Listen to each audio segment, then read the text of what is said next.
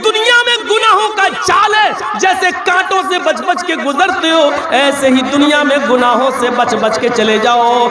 यही तकवा है। अगर एक आध गुनाह तुमसे हो जाए तो तुम अल्लाह से तौबा कर लिया करो। बिस्तर पे जब सोने के लिए जाओ तो पूरे दिन का हिसाब लिया करो। आज हमने दिन भर में कितनी अच्छाइयाँ की हैं, कितने गरीबों को हमने खाना खिलाया, कितने फकीरों को खाना खिलाया, कितना सदका और खैरात किया, कितने हमने नफली नमाजें पढ़ी, हमने कितनी अच्छाइयाँ की। और रात में जब सोने जाओ तो दिन भर का हिसाब लेते हुए ये भी सोचो कि आज हमने गुनाह कितने किए हैं। और जब सोने जाओ तो ये मत सोचो कि सुबह हम सही सलामत उठेंगे। अल्लाह के रसूल ने अब्दुल्ला इब्न उमर से कहा था, कुन फिद दुनिया का अन्नका गरीबुन औ आबिरु सबील। आए अब्दुल्ला, दुनिया में एक मुसाफिर की तरह रहना, एक अजनबी की तरह रहना। जैसे मुसाफिर हमेशा किसी जगह नहीं रहता, 2-3 दिन क़याम किया और आगे बढ़ जाता है, ऐसी तुम्हें दुनिया में हमेशा नहीं रहना है। आए अब्दुल्ला, तुम एक मुसाफिर की तरह इस दुनिया में आए हो। आए अब्दुल्ला, इज़ा अस्बहत फला तंतज़िरिल मसा, जब सुबह सवेरे उठ जाया करो तो शाम का इंतजार न किया करो। पता नहीं शाम तक तुम मुर्दों में लिखे जाओ या जिंदों में लिखे जाओ। वइज़ा अमसैत फला तंतज़िरिस सबाह। आए अब्दुल्ला, जब रात में बिस्तर पर सोने जाओ तो सुबह का इंतजार न किया करो। पता नहीं सुबह तक तुम्हारा शुमार मुर्दों में हो या जिंदों में हो। यह है तकवा, जिसको कुरान ने कहा है, या अय्युहल्लज़ीना आमनुत्तकुल्लाह हक़्क़ तुक़ातिह, ऐ ईमानो वालों अल्लाह से डरो जैसा कि उससे डरने का हक है, जैसा कि उससे डरने का हक है। ट्रेन में सफर कर रहे हैं, जर्जी साहब की सीट लोअर बर्थ है, नीचे वाली है। मिडिल बर्थ पर एक और आदमी लेटा हुआ है और मिडिल बर्थ के ऊपर एक और सीट है, उस पर एक और आदमी लेटा हुआ है। रात में ट्रेन धड़ाधड़ चल रही है स्पीड से, लोगों ने लाइटें बंद कर रखी हैं अपनी कैबिन की। जर्जी साहब पेशाब करने के लिए उठे, लोअर बर्थ से टॉयलेट से वापस आए, अपनी बर्थ पर लेटना चाहते हैं लोअर बर्थ पर। अचानक नजर पड़ती है मिडिल बर्थ पर जो आदमी लेटा हुआ है उसकी ऊपर वाली जेब में 2000 रुपए नोट की एक गड्डी है जो बाहर निकल रही है। जर्जीस साहब ने सोचा बहुत अच्छा मौका है, पूरा कोच सो रहा है, निकाल लूं। ये तो ऐसे सो रहा है कि इसके फरिश्तों को भी पता नहीं कि इसकी हालत क्या है, निकाल लेता हूँ। जर्जीस साहब को डर भी है, कोई देख तो नहीं रहा है, देख रहे हैं दाएं बाएं, हाँ कोई नहीं देख रहा है, सब खर्र सो रहा है, अंधेरा है। एक नजर फिर देखा, कोई नहीं, सब सो रहे हैं, दाएं बाएं भी देखा, सब सो रहे हैं। 2-2 हजार रुपए नोट की गड्डी उसके जेब से निकल रही है। अचानक हाथ बढ़ा दिया, खींच रहे हैं धीरे से ताकि उठ ना जाए, धीरे धीरे खींच रहे हैं, लेकिन डर भी लग रहा है। एक बार और देख लूं, ट्रेन में तो देख लिया, ऊपर भी देख लूं। मिडिल बर्थ के ऊपर जो लेटा है आदमी, जब हम नोट की गड्डी निकाल रहे हैं अचानक क्या देखता हूं कि ऊपर वाला आदमी मेरी हरकत देख रहा है। पूरी ट्रेन सो रही है, एक एक आदमी सो रहा है, लेकिन नोट निकालते वक्त देखा कि ऊपर जो बर्थ में लेटा वो देख रहा है।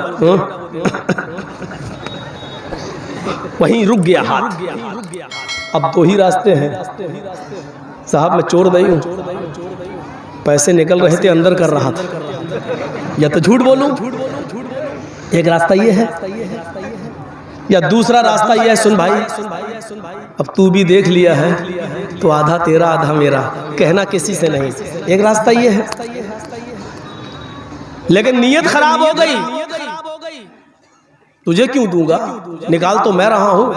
तो डर ये है कि कहीं वो चीख न दे, बोल न दे, इसलिए गड्डी निकाल रहे हैं। तीसरा रास्ता ये कि लेके भागो और चलती हुई ट्रेन से कूदो, अपनी जान का जोखम में कोई नहीं डाल सकता है, इसलिए ये खतरा तो आप मोल ले नहीं सकते। वही 2 रास्ते, ये तो झूठ बोल दो भाई निकल रही थी हम अंदर कर रहे थे, या ये कहो कि निस्फुल ली व निस्फुल लकुम, आधा मेरा आधा तेरा, हाफ हाफ।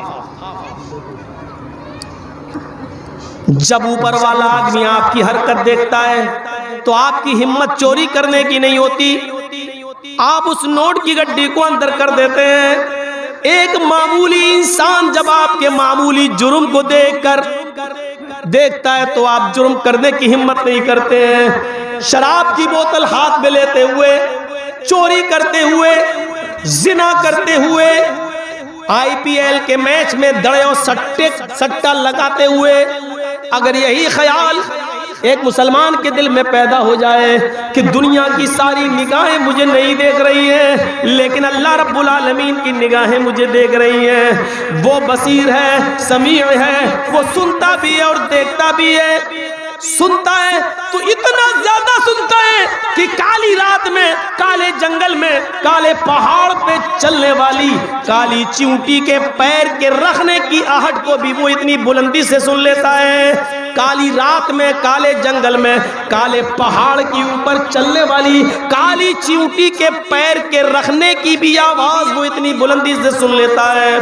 और देखने का हाल यह है कि वो देखता है तो समंदर की तारीकी के अंदर भी व्हील मछली जो 40 टन गोश्त खाती है, एक दिन में उस मछली के पेट के अंदर भी कितने अंडे हैं, उन अंडों की गिनती कितनी है, वो उसको भी जानता है और उसको भी देख रहा होता है। मेरे प्यारे साथियों, वो समी है, वो बसीर है। हमें मेरे माँ बाप ना देख रहे हो, हमें पुलिस नहीं देख रही हो, हमें कोई नहीं देख रहा हो, लेकिन अल्लाह की जात तो हमें देख रही है। अगर ये तसव्वुर हमारे अंदर पैदा हो जाए तो हम गुनाह के करीब न जाएं। इसी का नाम तो तकवा है कि हम शराब नहीं, अल्लाह देख रहा, छोड़ दे, हट, नहीं पिएंगे।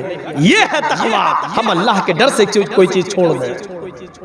ये है खूबसूरत लड़की ने बुलाया, आ जाओ व्हाट्सएप पे, चले आओ, पता नहीं कैसी हो, पहले फोटो भेजो, दे दिया हूँ, नहीं कुछ ओपन भेजो, खुला हुआ, तो उसने वो भी भेज दिया, लो लड़की अच्छी, चल दिए।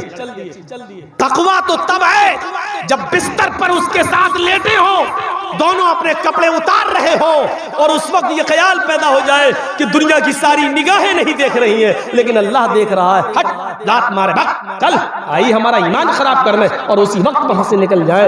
ये है तकवा। ये है जैसे कौम बनी इसराइल में उस शख्स ने तकवा अख्तियार किया था, और बुखारी शरीफ की उस रिवायत के मुताबिक जो एक चचेरा भाई अपनी चचेरी बहन से प्यार करने लगा था, लेकिन चचेरी बहन को कोई मतलब नहीं था, और जब उसका बाप मर गया तो वो एक दिन भूखमरी की शिकायत लेकर अपने भाई के पास आई और कहती है कि मेरे भाई, तुम्हें तो मालूम है कि मेरे बाप नहीं रहे इस दुनिया में, मेरे शौहर की तबीयत खराब है, बीमार है, बिस्तर पर लेटे हुए हैं, मेरे बच्चे भूखे मर रहे हैं, अगर कुछ मदद कर सकते हो तो करो।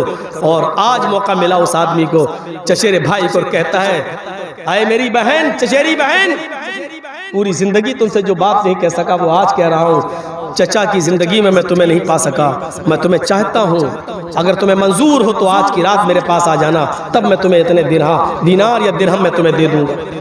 वो ठुकरा के चली गई, लेकिन वहाँ घर पहुँचती है तो अपने शौहर को देखती है बीमार है, अपने बच्चों को देखती है कि भूखे हैं, बेचारी मजबूर हो जाती है और फिर वादा कर लेती है कि ठीक है, रात की तारीकी में हम अपने शौहर को सुलाकर, अपने बच्चों को सुलाकर तेरे पास आ जाएंगे, लेकिन तू मुझे थोड़ी सी मदद कर दे। उसने 60 दिरहम दे दिए, इसने लाई और लाकर अपने शौहर को दवा इलाज कराया, अपने बच्चों को खिला पिला के सुला दिया, जो वादा किया था वादे पर पहुंचती है। उसने दरवाजा खोला, अपने सीने से लगाया, औरत को, अपनी चचेरी बहन को बिस्तर पे ले गया। जैसे उसने बिस्तर पे जाकर उसके कपड़े उतारने की कोशिश की, ये कांपने लगी, थर्राने लगी।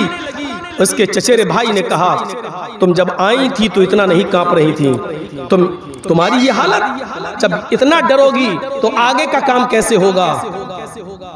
डर छोड़ो, कुछ अपने अंदर खुलापन लाओ, डर हटाओ, मेरा सपोर्ट करो। और ये कहकर जैसे ही उसने हाथ बढ़ाया, इसकी चचेरी बहन ने उसका हाथ पकड़ते हुए कहा, इत्तक़िल्लाह या इब्राहिम, आए मेरे चचा के बेटे, अल्लाह से डर जा। आज तक मेरे चेहरे को भी किसी ने नहीं देखा, और आज तू है जो मुझे अपने बिस्तर पर लिटा रहा है। अल्लाह की कायम करदा हद को मत तोड़, मैं तेरे लिए हलाल नहीं हूं, मैं अपने शौहर की अमानत हूं। कब्र के सांप बिच्छू मेरा इंतजार कर रहे हैं, जहन्नम की आग मेरा इंतजार कर रही है।